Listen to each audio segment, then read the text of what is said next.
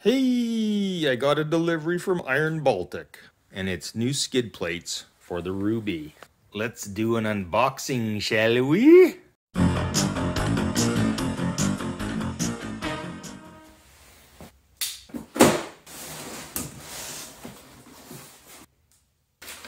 Whoa, an Iron Baltic catalog, ATV and UTV accessories. Sweet! A toque! An Iron Baltic toque! Is that okay? Iron Baltic stickers. And an Iron Baltic t-shirt. Helping to make your vehicle all it can be. That's not a bad t-shirt. And this comes free with any order of, I don't know, over a certain amount or whatnot, or maybe it's just on the skid plates. So regardless of who you are, if you're ordering the skid plates, I believe, you get the free t-shirt. Oh, more Iron Baltic badging. And they're made of thick, kind of thick rubbery plastic. Of course, sticky on the one side, I'm sure. But it's hard to, I don't know if I can show you that in the camera or not. And yeah, they're kind of thick. Anyway.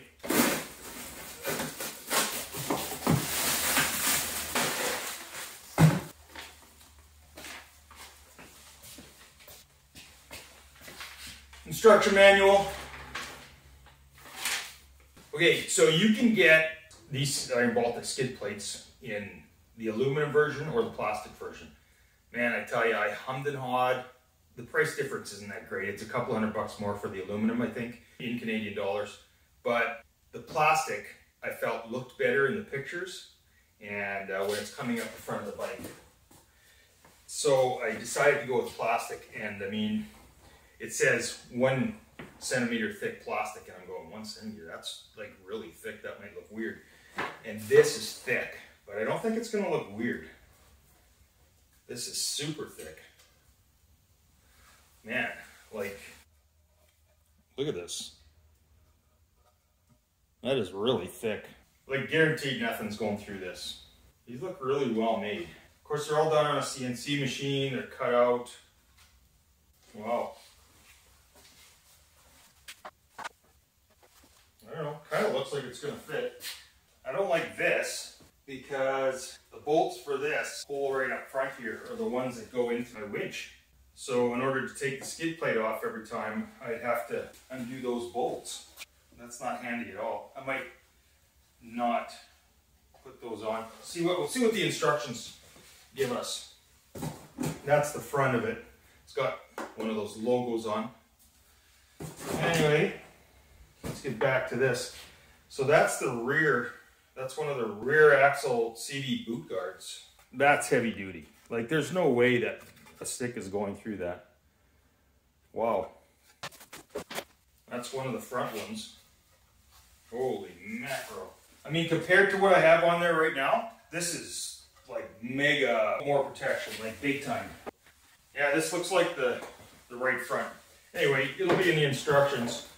All the pieces, and that's pretty much it. And then you got your big box of nuts and bolts. Wow, that's a lot of hardware. On the hardware, you'll see, like, and if you go onto their website, you'll see, they show you some videos, but they have these giant washers for the bolts so that nothing gets through. But yeah, that's a lot of hardware. You know, the only problem with these, and this was one of the reasons I struggled with buying the skid plates, is when you have to take them off to clean under there or do some work, the process of getting them off, wow. Whereas the factory ones, you know, there's a few 10mm bolts and off they come. So why am I getting these? Well, because I really need better protection than the ones that Honda offered. You know, these are the same skid plates that were on my 2015. My 2015 model, this is my 21 obviously, my 2015 model had the same skid plate set up. Not once did I have an issue with sticks getting up in between the two pieces. There's a back piece, and then there's the front piece goes all the way to about here, and then the back piece carries on. But the design is really bad. The back piece overlaps on the front piece. So when you're driving, it can get caught by sticks and they just go right up there. And I've had that happen a couple times. I had a stick go right through my air box and smash that up. The rear drive shaft, where the U-joint is, there's a rubber boot over the U-joint. That got demolished by a stick that got caught up in there.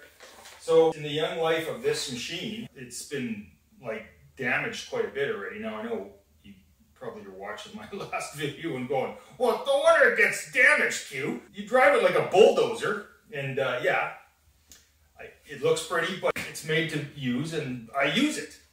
Anyway, I'm hoping these will stop all that problem. I just hope that I don't have to take them off too much for cleaning, because I can see that it's going to be a real pain in the butt to take these off for cleaning. Anyway, that's it. That's my unboxing. If I forgot anything, yeah, I'm sure you'll let me know in the comments. I plan on doing an install video, so stay tuned.